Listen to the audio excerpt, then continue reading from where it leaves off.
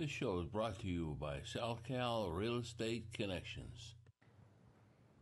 Welcome to the Telescope View. We're here tonight with the author of The Final Revelation, The Sun Project, co-host Rick Teles, and a special guest tonight. We have Kat Fennedy, who is the author of Under Thunder Mountain, and a UFO enthusiast. And Rick, tonight's show is kind of a follow-on. We've been talking about Roswell, and there was 3 major events that happened after Roswell in a short amount of time, and one of them had to do with our nation's capital. I'm sure we're going to have some interesting things to say about that. Yeah, we're going to talk about, we mentioned on one of our shows that we're going to be looking at what were probably 10 of the most significant UFO incidents from 1947 to current date. And of course, one of them was Roswell, probably the most significant. And we continue to learn more about Roswell every day. People talk a little bit more, even though most of the people who were directly there have passed on now. But we're starting to hear from more other people things that they reveal, especially what we would call deathbed confessions. We're hearing a lot about those. But 3 of the most significant UFO events in the period occurred in Lubbock, Texas, Washington, D.C., and Salem, Mass. in the 1951-52 timeframe. Now, the events are interesting because of their similarities to each other, the period in which they occurred, and that 2 of these still remain unexplained by the Air Force. They couldn't figure out, in fact, they say, we don't know what these things were. So we had the Lubbock Lights in 1951. We had Washington, D.C., what we call a Washington, D.C. flap. Whenever there's a group of UFO sightings, a lot in a given time, they call it a flap. We had one in 52, we had one in 67. But there was an incident that happened over a number of weekends at Washington, D.C. in 52. And also there was an incident that occurred at the Salem, Mass. Coast Guard base. So we're going to talk about them because they're all very similar to each other. And I think that makes it interesting. Did they have a similar look to them? Well, I mean, that's what we have here. I put up some photos here, and you can see that they all look very similar. We have dots in the skies here. We have dots in the skies here, over here, and also here. Now, what we have here is, let's just start with the Lubbock Lights in 1951. Now, the Lubbock Lights in 1951, they were a series or a formation of lights that were seen over the city of Lubbock, Texas, in August through September in 1951. And this is what they look like. All right. They received national publicity. It was investigated by, actually, it was Project Grudge. If people have been watching TV lately, they may have heard it was Project Blue Book. That's not the case. Project Blue Book didn't come along until March of 52. This happened in August of 51. The first lights happened on August 25th in 1951. And it was interesting because a group of Texas Technology College, which is now Texas Tech, professors were sitting out in their yard, and these things flew overhead. And it just surprised the heck out of them as, what are those things? The Air Force investigated it through Project Grudge, and they came back and they said, oh, these were a flock of plovers. Yeah, what a plover? Does a plover fly in that formation? Well, yeah, I suppose they could, but these are also, these are very neat formations even for birds. Yes. Because you always have that one straggler, and you look up and you say, what's wrong with that bird? Why isn't he with the rest of them? They saw a total of 20 to 30 lights, what they said is bright as stars, but larger in size. I mean, they're talking about stars that they'd see in the sky. And they immediately ruled out meteors. They figured they weren't moving, they weren't really ballistic. They were kind of not ballistic. They were moving in a different direction. They could turn. They reported this, and it went out to the newspaper, and shortly after that, when people read the newspaper, a number of other people came forward and said, we saw the same thing. We saw them in the sky. It was multiple days, actually. It was multiple days. So what they did is they decided, we don't care what anybody's saying, we're gonna see these things again. So they went out there and sat in the backyard, probably an excuse to sit in the backyard for a number of weeks. And on September 5th, remember this happened in August, on September 5th they saw them again. But this time they were prepared to really try and study them and determine what they were. The lights flew overhead. They said they appeared to be about the size of a dinner plate, as best as they could tell. They were round, like balls. And they said they were a greenish blue, maybe even fluorescent in color. But the interesting thing is that when they looked at this and they had time to think about what they were looking at, they said there's no way they were birds. And they did some quick calculations, and they believed that these things were flying at about 2,000 feet because there were some clouds in the sky that night, so they could judge. Can you see birds at night flying in the sky like bright lights? Is that even possible? You would have to get a special effect, like bouncing off them, which is very rare. Well, yeah, I mean, what you can get is, today it's easier because you have such light pollution from the ground. And I've seen it. At night you can see something flying and you can see a little bit of it, but it kind of like, when you see it, it comes out of a shadow and back into a shadow. You only see it for a moment because of the optics, the way they're shining. Okay. Yes, it has happened.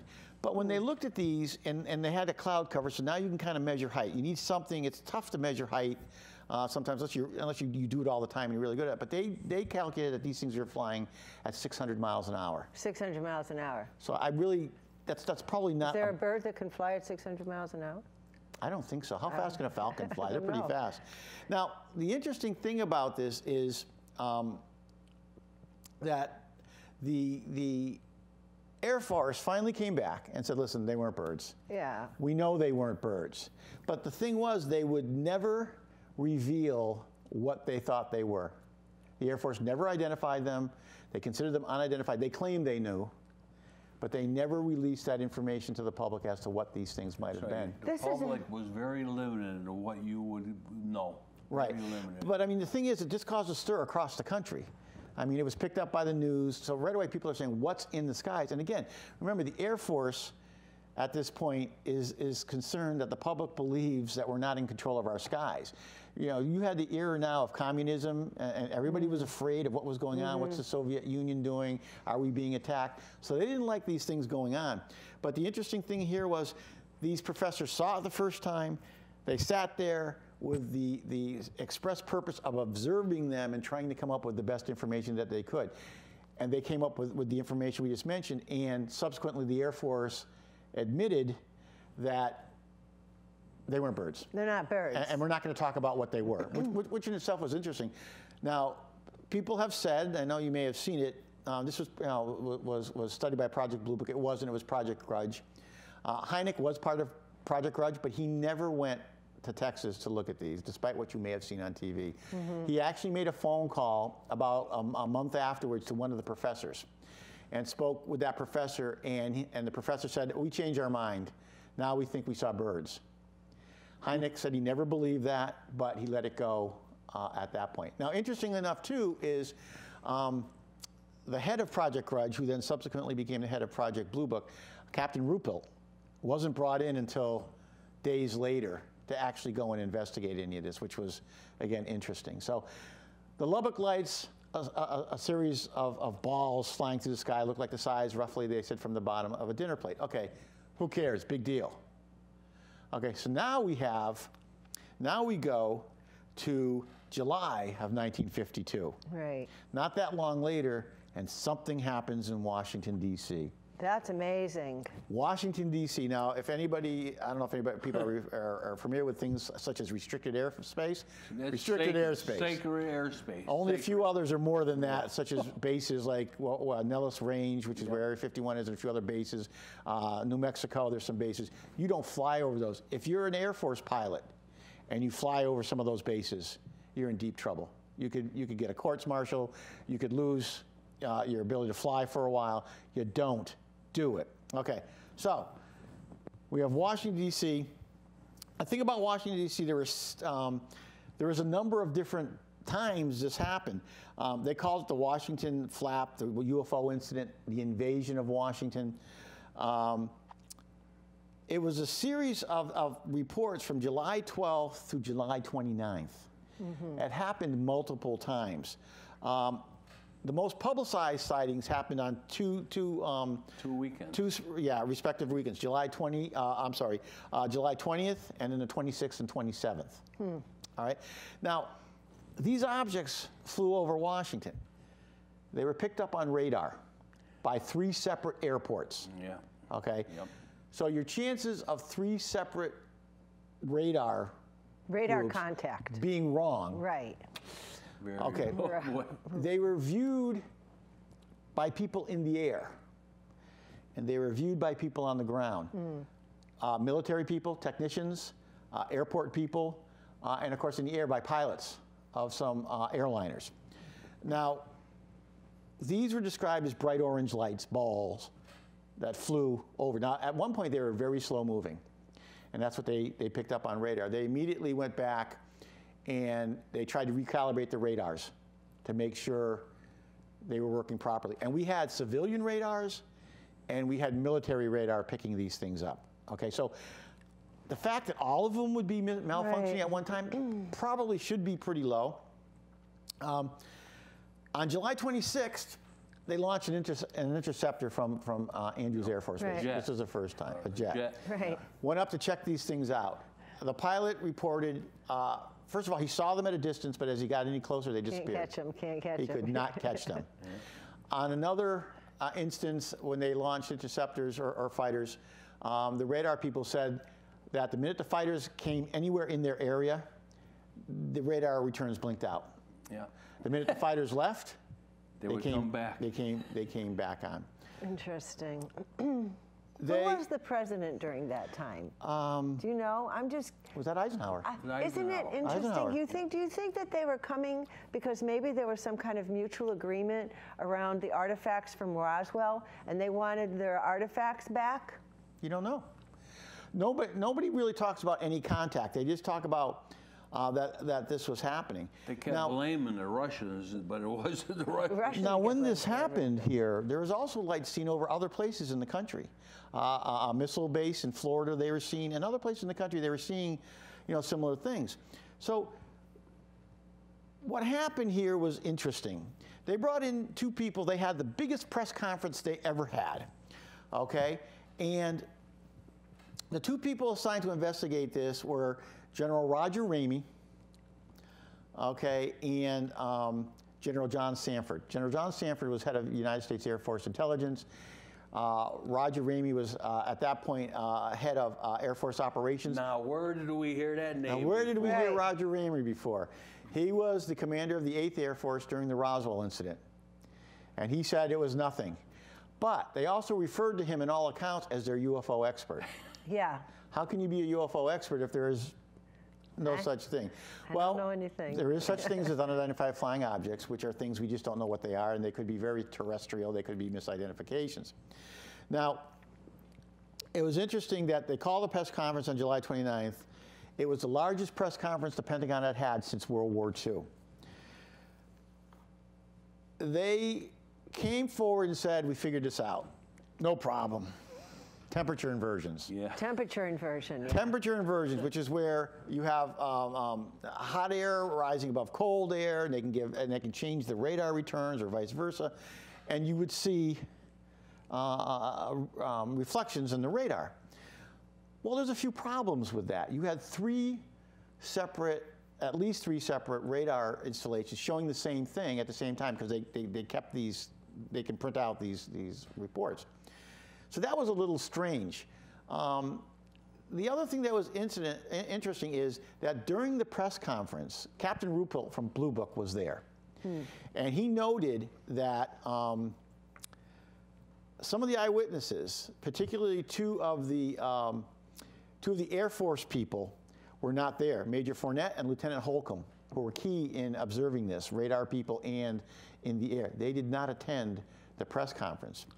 And the interesting thing was that they said these are not temperature inversions. They didn't agree with their finding. They criticized that finding. They disagreed. Now, these were experienced people. The other thing is that Ruppelt came out, and he said to the press, he goes, that summer in Washington, we had temperature inversions almost every day. He goes, and we never saw lights like this. He goes, we know what they are. So even Ruppelt, who many considered the best head of Project Blue Book, didn't believe this. He didn't believe any of this.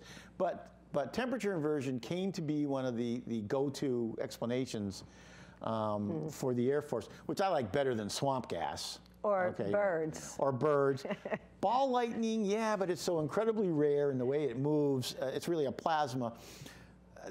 That didn't work. Now, there's something else interesting about this, or I think it's interesting, and you know, that's because I'm a nerd, I guess. But it was at this time that Sanford and Ramey requested the press's assistance in delegitimizing UFO accounts as misidentifications, as hallucinations. They didn't want people making these phone calls. They just wanted to make it out to be like you were a crackpot. Crazy. Yeah, and they wanted them, anyone reporting these, it must be a crackpot or it must be a hoaxer. Well, then a big stigma would come around, and then therefore you're not going to do it because everyone's going to call you crazy. Pilots and, won't report it because they don't want to lose their licenses. Exactly. People wouldn't report it. Things are starting to, I mean, things have changed, I'd say, in the last 15 years. But we still get people who roll their eyes, all right? I mean, and then they'll ask you, well, why do you say that? You know, then their eyes glaze over when you talk about 100 million galaxies and 40 billion planets in each galaxy that could harbor life, and the fact that we found life in our own solar. Now that's a little too much for people because, you know, as I've been told, I'm telling them that everything they believed might be wrong. Right. And I thought a great example of that was the other day, I know I'm getting off on this one, it was Pi Day. Pi Day is a perfect example of our science is still immature. Pi is an irrational number. And I like to tell people, people say, oh, what's your PIN? My PIN are the last 6 digits of pi. All right? Pi goes on and on and on forever because our mathematics cannot handle it. And if our mathematics can't handle it, and our science is built a lot on our mathematics, whether it be calculus or anything else, we don't have the whole picture. Right. So if we don't have the whole picture, then we can't say what is or what isn't. Right. So, I mean, this is what we're talking about. But in Washington, many people never believed that story. But they were also pretty nervous because it was Washington and it was restricted airspace. And people can go out and look these up.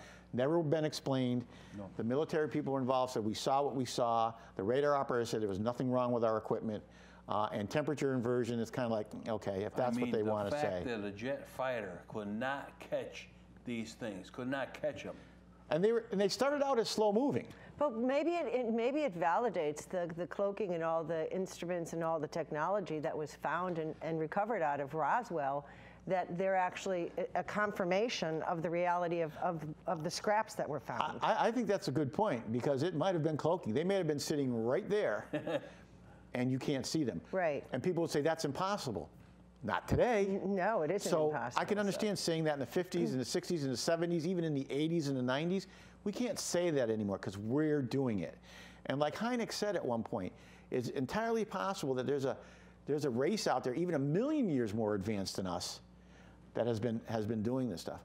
Now, the last one that I wanted to bring up, and I only bring this up because not everything's a UFO, was the Salem event. Right. On July 16th in '52, Coast Guard photographer by the name of Shel Alpert took a photograph of what he saw were 4 elliptical blobs out the window, and he thought these were UFOs. And here's the picture of them right here. And for many years, they were compelling to some people. But when they examined this, and you can see this on film, and I've actually been involved in cases just a few years ago where we had a similar situation. These are the reflection of lights from inside the building. And we saw that there was a case in New Haven, and we could tell right away because we looked and we could see these lights out there, and it looked like they were moving because the guy had a video camera, but he was moving. And we said, we want to see what the inside of the building looks like. And when he sent us pictures, there they were, right there. Optics again. And this is when I was talking about training UFO investigators, that I thought every one of them should take a very short class. You can get these right online on optics, because what light will do at certain times, how it will bend and Isn't that what magicians diffuse. use to make cars disappear and things like that? Sure. Right? I mean, we can bend light. We can do different. Look at what lasers do today. Lasers that create holograms are actually bending the light. So that's what this was. So when you can have 2 very real ones, and then one that's not so real. Now, the people that I spoke with, they gave me some little extra information that they said, here's what we learned, and here's what they subsequently believed. They didn't tell me what the period was. But under subsequent analysis, both the Lubbock lights, which are here, and these were determined to be unmanned vehicles, which they would classify as dragonflies. Robotically This dragonfly. Drones. Right. What we would today call drones. Back then, they knew nothing about drones. We had planes. We could fly planes. Joseph Kennedy was killed during World War II in an accident. They were going to fly a plane loaded with explosives to a certain point. He was supposed to jump out with the other pilot, and then they were going to radio control it into its target, and something went wrong. So we had them, but we never thought that that's what these would be. But the people I spoke with said, oh yeah, many years after, they consider these to be dragonflies, what we would categorize as dragonflies, which are unmanned aerial vehicles. Wow. Not to be confused with the Enigma. And you know, the Enigma is a riddle wrapped in or a question wrapped in a riddle. Yep. The Enigma was the Greys. So inside that craft were the Greys. So that's your Enigma. And they said, but that's not what these were. They believed every one of these were dragonfly. Now it's interesting because when you look at some of this stuff and you watch a movie, I know it's a movie, I understand that, like Close Encounters, and you see these lights flying all over the little ball and and then them saying, well, there's nothing alive in there. We do it today. We do it. We fly drones everywhere that observe people, surveillance, constantly. We have a lot of drones now, but I don't know so much that we had drones then. We didn't back then. So I mean, back then we couldn't really identify. But now I would imagine if there is activity, it's getting harder with all of our lights and drones. Well, and you kind of brought it up. Our reality is defined by our current scientific knowledge. Whatever isn't understood through science is religion, superstition, or in many cases, conspiracy theory. All of a sudden, we're starting to learn that some of that conspiracy theory in certain areas of the government wasn't so much conspiracy theory. They were really doing some of these things. And we're learning through technology, like you were talking before about the ancient alien theory. Yes. Back in 1892, when I discovered something in a tomb, my frame of reference was, I didn't even know about airplanes. So my frame of reference could be either myth, or fantasy, or they're telling a story. Now we go back with 21st century knowledge and we look at some of these, and especially if you show it to a child, 10, 11 years old, and say, what is that thing? They're gonna say, that's a helicopter. They're not even going to hesitate. But that's a different frame of reference. So now we're looking at these, all of these, and I think we have to review these. And I've done some forensic UFO investigation. We have to look at these with 21st century eyes now. We don't go out and we don't say, these are UFOs. We go back and say, what are these? And that's the difference that I say sometimes is between a ufologist and an exoscientist. I'm concerned that too many people who call themselves ufologists and too many groups, when they see something, their objective is to prove it's a UFO. That's a UFO. And that's not the way you do investigations, any type of investigation, even a criminal investigation. You go out and you say, what happened? Gather the data and say, all right, what did I learn? You know, Rick, I think we're going to have an upcoming show to talk about how we are going to investigate these things. Yeah. Okay, we're going to do that. We're going to talk about how UFO investigations are done. I used to do training for people on that. I'm going to show you, or we'll talk about how it's done, kind of like a civilian or the average person would do it. And then I can explain to you how it would be done in an organization like the military, who has far more access to information and what they might do. So as far as we're concerned, Rick, these 3 incidents that happened, 2 of them cannot be explained. No, they've never been explained. The Air Force has never tried to explain them. We don't know. And as we go forward in this series, everyone we talk about, I think the next one we're going to talk about is Incident at Exeter. Which is right in our backyard. Yeah, it's very interesting. Very interesting and never been explained. And I know some people have heard about these, but we want to go backwards now and just talk about what are the significant events. Because people always say to me, what are the most significant UFOs? What are things that we can really, bite into that are real? Well, from 1947, there's more, but these are the ones that are unassailable. Yeah, I have to say, tonight's show was very interesting. With all the technology that's come out of Roswell, it's hard to really grasp it all. Well, and again, we could go on and on about for hours. Now, something that Kat may be interested in, Hynek had another idea, and Valley had another idea. They believe that some of this could actually be psychic events caused by another race. They want you to see these. They want you to know this. And that it could be part of our evolutionary progress. In that's other words, how they teach us. Part of our development as a human race. We can be looking at our future. Absolutely. Well, Rick, time as usual is flying, and we just had an outstanding show tonight. I want to thank you. I want to thank our guest, Kat. Yeah. Are you going to come back with us, or absolutely? Or did we scare you away? No, I'm really amazable stuff here. I think Kat's ready for a lot more activity. I want to thank all our viewers for watching tonight. please remember, The View Show at AOL.com. We want to hear from you and let us know what you want to see, and we will gladly have a show dedicated to just what you want to look at. And I want to thank everybody for watching. Rick, thank you. Thank you, Kat. As always, please return next week to our next episode. Thank you.